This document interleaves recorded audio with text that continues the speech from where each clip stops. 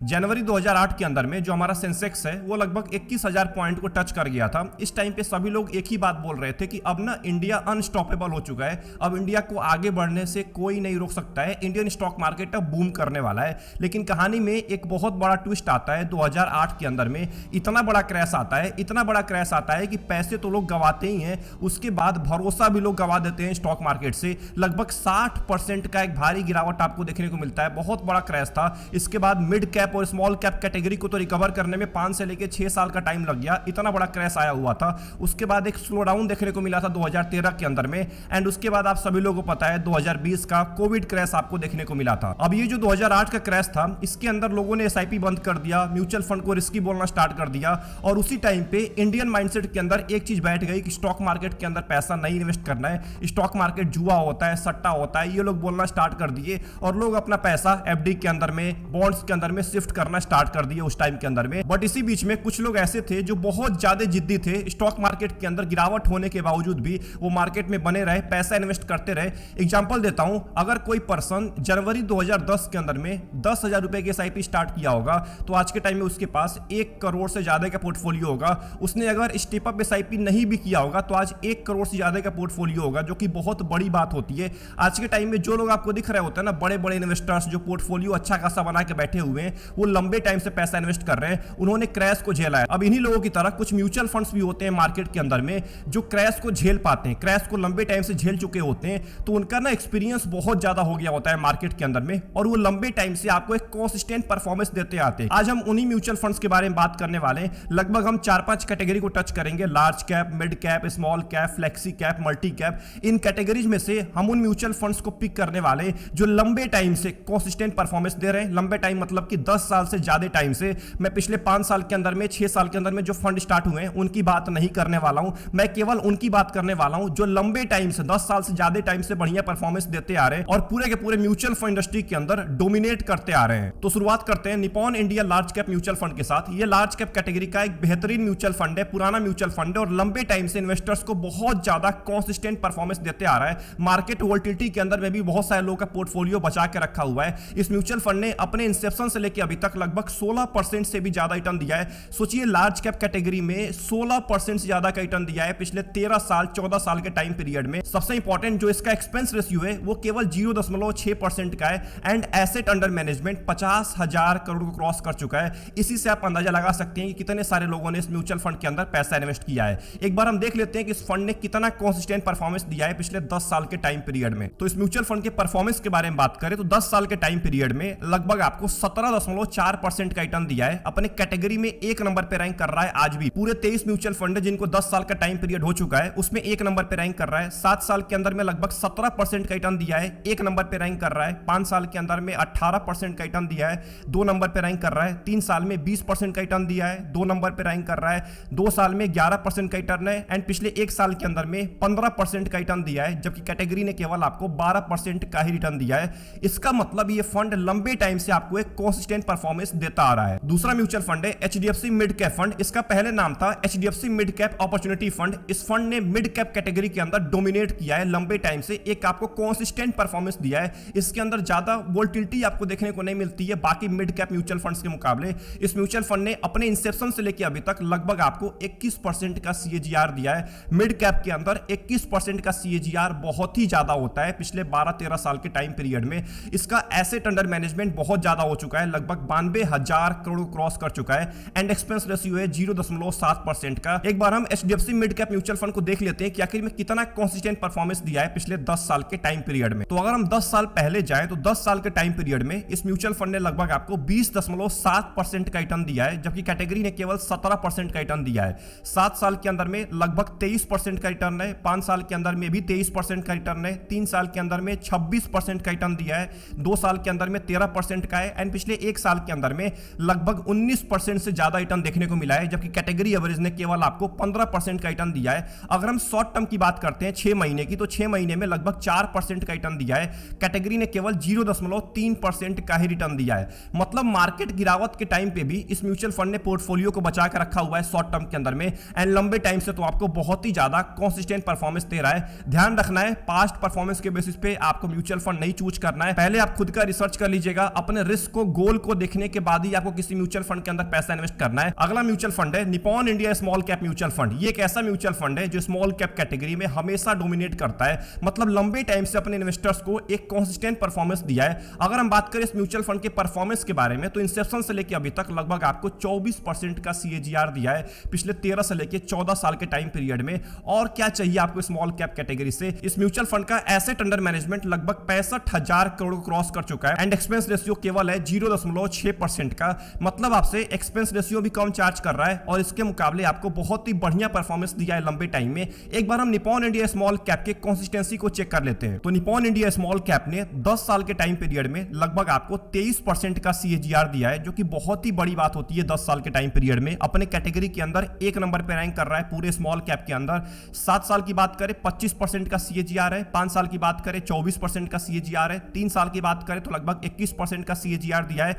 Short term में थोड़ी बहुत आपको गिरावट देखने को मिल रही है 1 साल और 2 साल के टाइम पीरियड में। वो केवल इसलिए हुआ है क्योंकि पिछले 1 साल के अंदर में स्मॉल कैप की हालत खराब है। नहीं तो अगर बात करें 3 साल, 5 साल, 7 साल, 10 साल के टाइम पीरियड में तो इस म्यूचुअल फंड ने बहुत ही ज्यादा बढ़िया परफॉर्मेंस दिया है। अब देखिए इसके अंडर परफॉर्मेंस करने का आज के टाइम में एक और सबसे बड़ा रीजन है, वो इसका एसेट अंडर मैनेजमेंट। इतना ज्यादा हो चुका है एसेट अंडर मैनेजमेंट कि यहाँ पे फंड मैनेजर्स अब उतना तेजी के साथ बेट नहीं ले पा रहे हैं जितना पहले लिया करते थे, क्योंकि स्मॉल कैप का अगर एसेट अंडर मैनेजमेंट बढ़ता है ना तो उसके रिटर्न के अंदर आपको गिरावट देखने को मिलेगा ही मिलेगा। ये स्मॉल कैप और मिड कैप के अंदर आपको स्पेशली ज्यादा देखने को मिलता है। अब बात करने वाले हैं HDFC flexi cap mutual fund के बारे में। मैंने फ्लेक्सी कैप कैटेगरी से एचडीएफसी फ्लेक्सी कैप को इसलिए चूज किया है क्योंकि उसको मार्केट में 30 साल का टाइम पीरियड हो चुका है, पिछले 30 साल से मार्केट में काम कर रहा है। देखिए पारंपरिक भी आता है इसके अंदर और भी बहुत सारे फ्लेक्सी कैप के फंड्स आते हैं, लेकिन एचडीएफसी फ्लेक्सी कैप बहुत पुराना म्यूचुअल फंड है। और अगर आप 30 साल पहले इस म्यूचुअल फंड के अंदर 10,000 रुपए की एसआईपी स्टार्ट किए होते तो आज आपका कॉर्पस हो जाता 20 करोड़ से भी ज्यादा, 20 करोड़ से भी ज्यादा,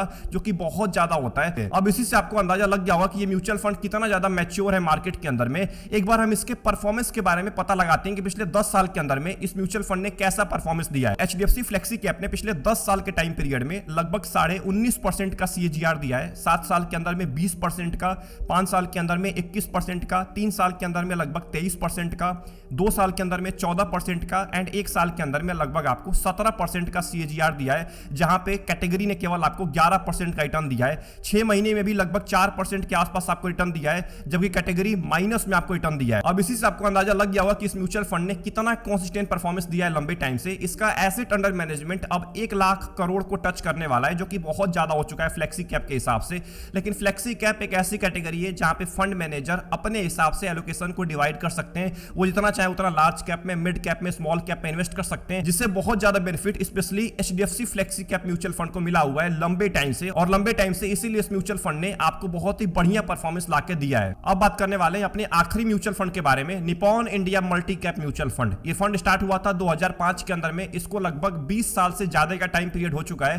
पिछले 20 साल के अंदर में लगभग 16% का सीएजीआर दिया है इस म्यूचुअल फंड ने। मैं रेगुलर प्लान की बात कर रहा हूं। इसका डायरेक्ट प्लान स्टार्ट हुआ था 2013 के अंदर में। अभी तक लगभग 13 साल का टाइम पीरियड हो चुका है और 13 साल के अंदर में इस म्यूचुअल फंड ने आपको 17% का सीएजीआर दिया है डायरेक्ट प्लान के अंदर में। इस म्यूचुअल फंड के एसेट अंडर मैनेजमेंट की बात करें तो लगभग 48,000 करोड़ का एसेट अंडर मैनेजमेंट है एंड एक्सपेंस रेशियो है 0.7% का। इस म्यूचुअल फंड ने मल्टी कैप कैटेगरी के अंदर डोमिनेट किया है। मल्टी कैप में सबसे बेहतरीन परफॉर्मेंस देने वाला ये म्यूचुअल फंड है। एक बार हम इसके कंसिस्टेंसी को चेक कर लेते हैं। तो निपॉन इंडिया मल्टी कैप ने पिछले 10 साल के टाइम पीरियड में लगभग 17% का यानी कि 18% का सीएजीआर दिया है। अपने कैटेगरी में 2 नंबर पर रैंक कर रहा है। 7 साल के अंदर में लगभग 19% का सीएजीआर है। 5 साल के अंदर में 22% का सीएजीआर दिया है। 1 नंबर पर रैंक कर रहा है अपने पूरे कैटेगरी में। 3 साल में 22% का सीएजीआर है, 2 साल में 12% का एंड पिछले 1 साल के अंदर में लगभग 16% का सीएजीआर दिया है। मतलब कुल मिला के मल्टी कैप कैटेगरी में लंबे टाइम से इस म्यूचुअल फंड ने आपको एक कंसिस्टेंट परफॉर्मेंस दिया है। लंबे टाइम से डोमिनेट कर रहा है मल्टी कैप कैटेगरी के अंदर। तो अगर आप एक लॉन्ग टर्म के इन्वेस्टर हैं तो अब मैं आपको जो चीजें बताने वाला हूं और जो चीजें मैं आपको दिखाने वाला हूं ये आपके लिए बहुत ज्यादा इंपॉर्टेंट है। देखिए जो मैंने आपको म्यूचुअल फंड की लिस्ट दिखाई है, लार्ज कैप में, फ्लेक्सी कैप में, मल्टी कैप में, स्मॉल कैप में, मिड कैप में, ये जो मैंने आपको म्यूचुअल फंड्स बताए हैं ये मैंने आपको इसलिए नहीं बताया कि आप इसके अंदर पैसा इन्वेस्ट करना स्टार्ट कर दीजिए क्योंकि इसने 20 साल के अंदर में, 30 साल के अंदर में बहुत ही बढ़िया परफॉर्मेंस दिया है तो अभी पैसा इन्वेस्ट कर दीजिए। मैंने आपको इसलिए नहीं बताया म्यूचुअल फंड, मैंने आपको यह समझाने के लिए बताया कि म्यूचुअल फंड में पैसा बनाना मुश्किल नहीं है। मुश्किल क्या है? सही फंड चूज करना और उसके अंदर टिके रहना। अगर इन म्यूचुअल फंड्स के अंदर कोई 20 साल पहले, 10 साल पहले पैसा इन्वेस्ट किया होगा और वो टिका होगा ना तो आज के टाइम में उससे ज्यादा कॉर्पस कोई नहीं बनाया होगा पूरे म्यूचुअल फंड इंडस्ट्री के अंदर में। में, तो आप आज जिस भी म्यूचुअल फंड के अंदर पैसा इन्वेस्ट करते हैं, कोई भी म्यूचुअल फंड है, स्मॉल कैप का है, मिड कैप का है, लार्ज कैप का है, कोई भी म्यूचुअल फंड है, इससे कोई फर्क नहीं पड़ता है, बस लंबे टाइम तक टिके रहिए, ये सबसे इंपॉर्टेंट होता है। एग्जांपल के लिए मैं HDFC फ्लेक्सी कैप का आपको एक मैं सटीक एग्जांपल देने वाला हूं। 30 साल का टाइम पीरियड हो चुका है इस म्यूचुअल फंड को, और 30 साल के अंदर में इसने हर कैलेंडर ईयर में कैसा परफॉर्मेंस दिया है ये मैं आपको दिखाने वाला हूं, और आप देख के बहुत ज्यादा चौंक जाएंगे। तो आपके स्क्रीन के सामने कैलेंडर ईयर का परफॉर्मेंस दिख रहा होगा HDFC फ्लेक्सी कैप का 1995 से लेकर 2024 के बीच में।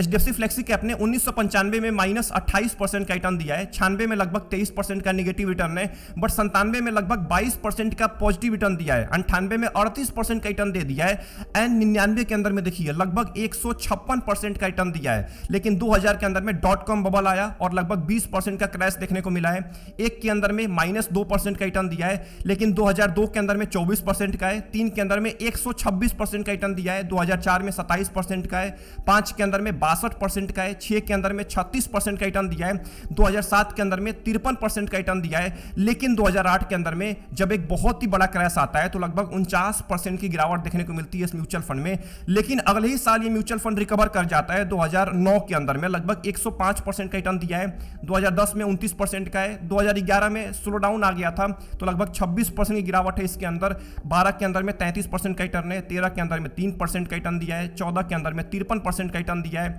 15 के अंदर में 5% का नेगेटिव रिटर्न दिया है, 16 में 7% का रिटर्न दिया है, 17 में 37% का रिटर्न दिया है, 2018 में दोबारा गिरावट हुई है -3% की, 19 और 20 के अंदर में कुछ खास रिटर्न देखने को नहीं मिला है। अब देखिए 2020 में ना कोविड का क्रैश आया हुआ था, इसके बावजूद भी इस म्यूचुअल फंड ने आपको 6% का पॉजिटिव रिटर्न दिया है, नेगेटिव रिटर्न नहीं दिया है। 21 के अंदर में 36% का रिटर्न है, 22 में 18% का है, 23 में 30% का है, एंड 24 में लगभग 23% का रिटर्न दिया है, एंड 25 के बारे में आप सभी लोगों को पता है, 25 में लगभग 15 से लेकर 16% का इस म्यूचुअल फंड ने आपको CAGR दिया है। तो इस पूरे चार्ट को देखने के बाद आपको क्या सीखने को मिला है? आपको यही सीखने को मिला है ना कि अगर आप लंबे टाइम तक पैसा इन्वेस्ट करते हैं, 15 साल तक, 20 साल तक, तो गिरावट जो होता है बीच में ना 1 साल 2 साल की जो गिरावट होती है, इससे कोई फर्क नहीं पड़ता है। उसके बाद म्यूचुअल फंड्स ऑटोमेटिक रिकवर कर जाते हैं, उसके ऊपर आपको भरोसा दिखाना पड़ेगा। देखिए मार्केट के काम है नीचे गिरना, मार्केट नीचे गिरता रहेगा, ऊपर जाता रहेगा, लोग आपको बोलते रहेंगे एग्जिट कर दो, बाहर निकल जाओ, इसमें पैसा इन्वेस्ट कर दो, उस म्यूचुअल फंड को चूज कर लो। आपको बस किसी की बात नहीं माननी है, अपना पैसा इन्वेस्ट करते रहना है। अपना पैसा अगर आप इन्वेस्ट करेंगे लंबे टाइम तक, तो आपको बाकी लोगों के मुकाबले, जो आपको आज बोल रहे हैं ना कि एग्जिट कर दो, ये म्यूचुअल फंड खराब हो चुका है, उनके मुकाबले आप बहुत ज्यादा कॉर्पस इकट्ठा कर पाएंगे। आई होप आपको ये पूरी वीडियो पसंद आई होगी। इस पूरे वीडियो के अंदर मैंने आपको जो भी समझाने की कोशिश की है वो आपको समझ में आ गया होगा।